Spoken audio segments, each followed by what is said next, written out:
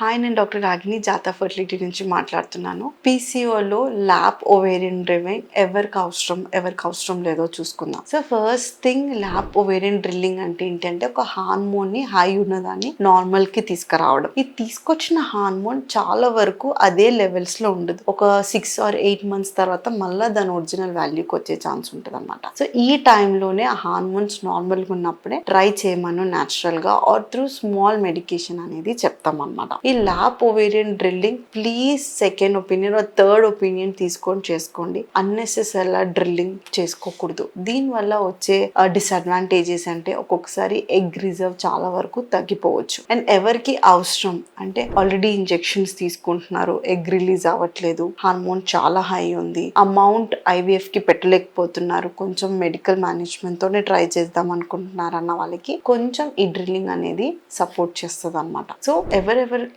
ఏ treatment అవసరం ఉంటుందో అనేది మనం సెగ్రిగేట్ చేసుకొని ఇవ్వడంతో వాళ్ళకి బెటర్ ఛాన్సెస్ ఆఫ్ కన్సెప్షన్స్ ఉంటాయి. దీంట్లో మీకు ఏదైనా డౌట్స్ ఉన్నట్లయితే జాతకు వచ్చి కనుక్కోండి. Thank you.